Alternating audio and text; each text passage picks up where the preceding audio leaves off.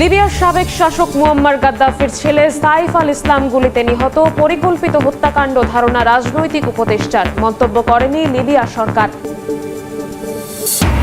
এবং যুক্তরাষ্ট্রের সঙ্গে বাণিজ্য চুক্তির খবরে চাঙ্গা ভারতের শেয়ার বাজার ও রপ্তানি খাত, বেড়েছে রুপির মান, শুল্ক কমায় আস্থা ফিরবে বিনিয়োগে, বলছেন বিশ্লেষকরা। 18 মাস পর গাজায় প্রবেশ করল মিশরে আটককৃত 12 ফিলিস্তিনির প্রথম বাস। বন্দিদশার ভয়াবহ অভিজ্ঞতার বর্ণনা, মাত্র 5 জন মুমূর্ষু রোগীকে কায়রোতে যাওয়ার অনুমতি। ট্রাম্পকে দেয়া প্রতিশ্রুতি ভঙ্গ করে ইউক্রেনের জ্বালানি স্থাপনায় ভয়াবহ হামলা, রাশিয়ার 3 জন নিহত, আহত 15। বিদ্যুৎ না থাকায় তীব্র শীতে চরম দুর্ভোগে লাখো মানুষ। জনগণের স্বার্থে ওয়াশিংটনের সঙ্গে আলোচনায় বসছে তেহরান, জানালেন পেজেশকিয়ান। ইরানে হামলা চালাতে যুক্তরাষ্ট্রকে চাপ দিচ্ছে ইসরায়েল, খবর গণমাধ্যমের।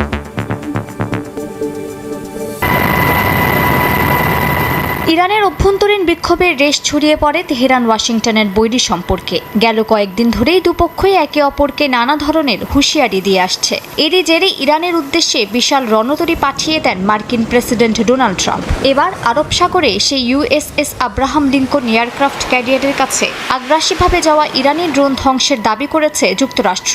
ইউএস সেন্ট্রাল কমান্ডের ক্যাপ্টেন টিম হকিন্স দাবি করেন, যুদ্ধজাহাজ থেকে প্রায় 500 মাইল দূরে ড্রোনটির কারণে কোনো মার্কিন সরঞ্জাম বা কর্মী আহত হয়নি। যুদ্ধের সম্ভাবনার মধ্যে যুক্তরাষ্ট্রের সঙ্গে ন্যায়সঙ্গত ও সমতার ভিত্তিতে পরমাণু চুক্তি নিয়ে আলোচনার জন্য পররাষ্ট্রমন্ত্রীকে নির্দেশ দিয়েছেন ইরানের প্রেসিডেন্ট মাসুদ পেজিশকিয়ান। সামাজিক যোগাযোগ মাধ্যম এক্সে দেয়া এক পোস্টে পেজিশকিয়ান বলেন, জাতীয় স্বার্থকে আমলে নিয়ে এই ধরনের আলোচনায় অংশ নেওয়ার সিদ্ধান্ত নেওয়া হয়েছে। এর আগে মার্কিন প্রেসিডেন্ট ডোনাল্ড ট্রাম্প হুমকি দিয়ে বলেন, পরমাণু চুক্তি নিয়ে আলোচনায় বসতে রাজি না হলে তেহরানের জন্য ভয়ঙ্কর কিছু অপেক্ষা করছে। White house press secretary Caroline Leavitt জানিয়েছেন, যুক্তরাষ্ট্র ও ইরানের মধ্যে আলোচনার সূচনা এ সপ্তাহেই হতে পারে। বিভিন্ন গণমাধ্যমের তথ্যমতে আগামী শুক্রবার ইস্তাম্বুলে মার্কিন বিশেষ দূত স্টিভ উইটকফ ও ইরানি পররাষ্ট্রমন্ত্রী আব্বাস আরাকচি সাক্ষাৎ করবেন। এদিকে মার্কিন বিশেষ দূত স্টিভ উইটকফের সঙ্গে বৈঠকে ইসরায়েলের প্রধানমন্ত্রী বেনিয়ামিন নেতানিয়াহু সতর্ক করে বলেন, ইরানের প্রতি বিশ্বাস করা যায় না। এর মধ্যে মার্কিন গণমাধ্যম এক্সিওসের তথ্য মতে ইরানে হামলা চালাতে যুক্তরাষ্ট্রকে চাপ দিচ্ছে দখলদার ইসরায়েল। এজন্য ইসরায়েলি সেনাপ্রধান যুক্তরাষ্ট্রের সেনাপ্রধানের সঙ্গে ওয়াশিংটন ডিসিতে বৈঠকও করেছেন। তবে ট্রাম্প এ মুহূর্তে ইরানে হামলা চালাতে চান না বলে জানা গেছে। প্রতিবেদনে আরও জানানো হয়, গেল মাসে ট্রাম্প ইরানে প্রতীকী বা ছোট হামলা চালাতে চেয়েছিলেন, কিন্তু তখন ইসরায়েল ছোট হামলার বিরোধিতা করে, কারণ ওই সময় তাদের বিশ্বাস ছিল শক্তিশালী হামলা না চালালে ইরান সরকার নড়বড়ে হবে না।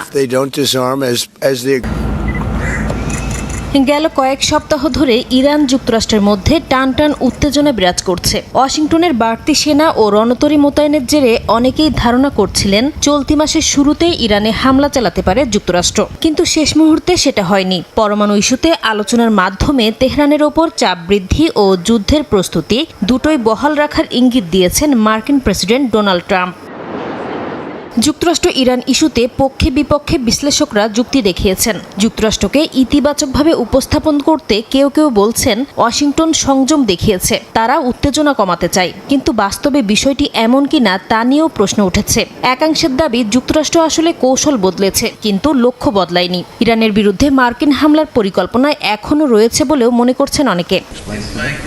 বিশ্লেষকরা বলছেন, ইরানে হামলা চালালে মধ্যপ্রাচ্যে মার্কিন মিত্রদের ওপর তেহরান পাল্টা হামলা চালাতে পারে। মিসাইল প্রতিরক্ষা প্রস্তুতি পুরোপুরি না থাকায় ইসরায়েল ও আঞ্চলিক মিত্রদের সুরক্ষা নিয়ে উদ্বেগ ও বড় যুদ্ধের আশঙ্কা যুক্তরাষ্ট্রের সিদ্ধান্তের ওপর প্রভাব ফেলেছে। পাশাপাশি ঘরোয়া রাজনৈতিক চাপও হামলা থেকে বিরত হওয়ার কারণ বলে মনে করছেন তারা। হামলার ব্যয়ভার লাভের চেয়ে বেশি অনুমেয় হওয়ায় এবং আগের যুদ্ধগুলো থেকে নেওয়া অভিজ্ঞতা তেহরানে হামলার ব্যাপারে যুক্তরাষ্ট্রকে দ্বিতীয়বার ভাবতে বাধ্য করেছে বলেও ধারণা করা হচ্ছে। ইরান বলছে, যুক্তরাষ্ট্রের সঙ্গে যোগাযোগের পথ এখনও খোলা আছে। বিশ্লেষকদের ধারণা, চাপের কাছে হার মেনে নয়, সময় বাড়ানো এবং পরিস্থিতি জটিল করেই ইরান আলোচনায় যাচ্ছে। তবে এখনও সামরিক অভিযানের বিষয়টি যুক্তরাষ্ট্রের পরিকল্পনায় রয়ে গেছে, যেটা ইরানে হামলা ইস্যুতে সাময়িক বিরতি হলেও কোনো সমাধান নয় বলে মনে করছেন অনেকে। সামান্য এক স্কুল শিক্ষক থেকে অন্ধকার সাম্রাজ্যের মালিক হয়ে উঠেছিলেন যুক্তরাষ্ট্রের কুখ্যাত যৌন অপরাধী জেফ্রি এপস্টাইন। তার এই উত্থান নিয়ে রহস্যের কোনো কুল কিনারা নেই। কিভাবে সারা দুনিয়ার প্রভাবশালী রাজনীতিক, রাজপরিবার, ধনকুবের, ব্যবসায়ীদের ঘনিষ্ঠ হয়ে উঠেছিলেন একজন মানুষ, সব মিলিয়ে তাকে নিয়ে ব্যাপক কৌতূহল কাজ করছে। সবারই জানতে চাওয়া কে এই কুখ্যাত এপস্টাইন। এ নিয়ে বিস্তারিত এক প্রতিবেদন প্রকাশ করেছে বিবিসি।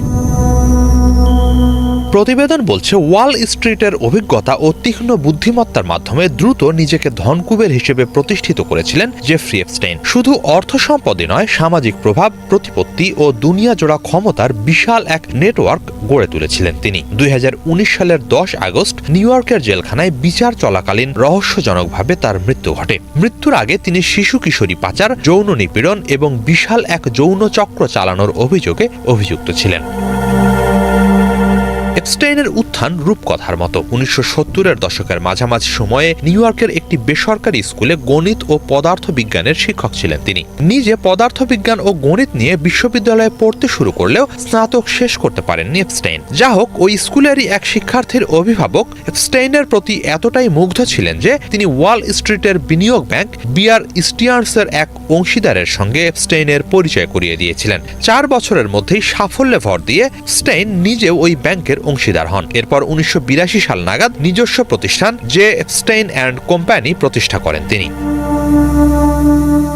এর পরপরই সাফল্য দেখা দিতে শুরু করে। নিজ প্রতিষ্ঠানে গ্রাহকদের $1 বিলিয়ন বেশি সম্পদ ব্যবস্থাপনার জেরে দ্রুত ধনকুবেরে পরিণত হন তিনি। নিউ ইয়র্ক, ফ্লোরিডা ও নিউ মেক্সিকোতে গড়ে তোলেন বিলাসবহুল প্রাসাদ ও ব্যক্তিগত দ্বীপ। এ সময়ই ক্ষমতা ও ভোগবিলাসে মত্ত হতে তারকা, শিল্পী ও রাজনীতিকদের সঙ্গে সামাজিকভাবে মিশতে শুরু করেন তিনি।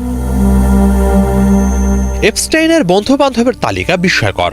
সাবেক মার্কিন প্রেসিডেন্ট বিল ক্লিন্টন, বর্তমান প্রেসিডেন্ট ডোনাল্ড ট্রাম্প, ব্রিটিশ রাজ পরিবারের প্রিন্স অ্যান্ড্রু, সৌদি যুবরাজ Mohammed bin Salman, Bill Gates, Elon Musk সহ কে ছিল না তার বন্ধু, সেটাই প্রশ্ন।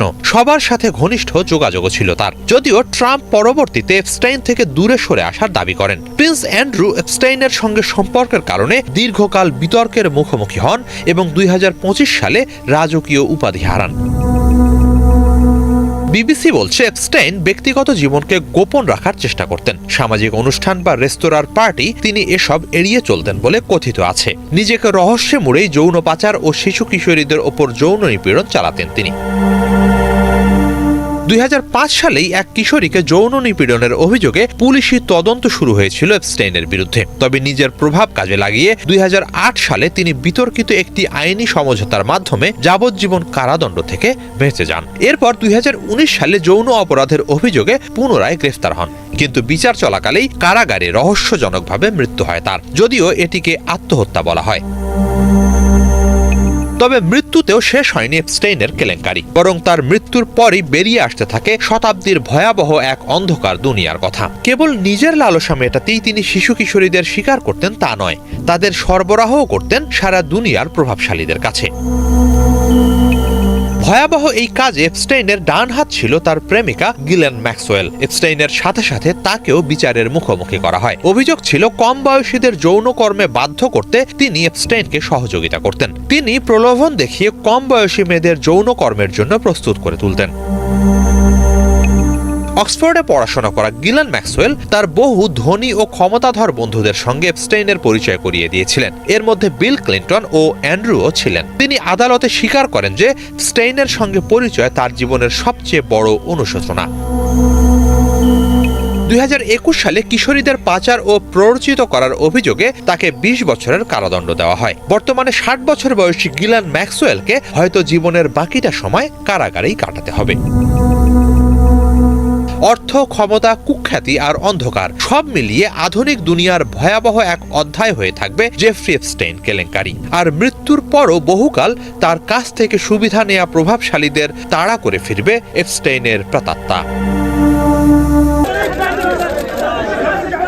গেল বছর যুদ্ধবিরতির আওতায় রাফা ক্রসিং খুলে দেওয়ার পর হাতে গোনা কয়েকজনের সঙ্গে গাজায় ফিরেছেন 56 বছর বয়সী হুদা আবু আবেদ। তিনি বলেন, ইসরায়েলি বাহিনী তাকে চোখ বেঁধে হাতকড়া পরিয়ে জিজ্ঞাসাবাদ করেছে। মিশর থেকে গাজায় ফেরার পর পুরো যাত্রাকেই তিনি বর্ণনা করেন ভয়, অপমান আর নিপীড়নের অভিজ্ঞতা হিসেবে। رجعت على غزة لأني ما لقيتش أحلى منها. আমি গাজায় ফিরে এসেছি কারণ আমার দেশের গন্ধ এর বাতাসের চেয়ে প্রশান্তি আর কিছুই খুঁজে পাইনি। 56 বছর ধরে আমি এই মাটিতে গেঁথে আছি। আমি পৃথিবীর যে কোনো জায়গায় যেতে পারি, কিন্তু গাজার চেয়ে সুন্দর কিছুই কখনো পাবো না। আমি জানি আমাকে তাঁবুতে থাকতে হবে, জানি পানি আনতে বাইরে যেতে হবে, জানি জীবনের ন্যূনতম নিশ্চয়তা নেই, তবু আমি গাজায় থাকতে চাই। أروح أعبي مية، أروح أعبي شو اسمه.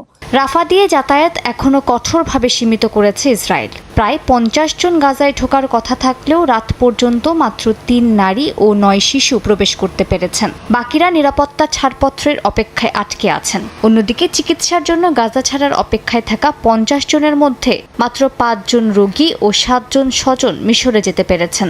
Excellencies, জাতিসংঘের অর্থনৈতিক ও সামাজিক কাউন্সিলে বক্তব্য দিয়ে মহাসচিব আন্তোনিও গুতেরেস বলেন, গাজা ও অধিকৃত পশ্চিম তীরে ফিলিস্তিনিদের আত্মনিয়ন্ত্রণের অধিকার রক্ষায় জাতিসংঘ বরাবরই অটল।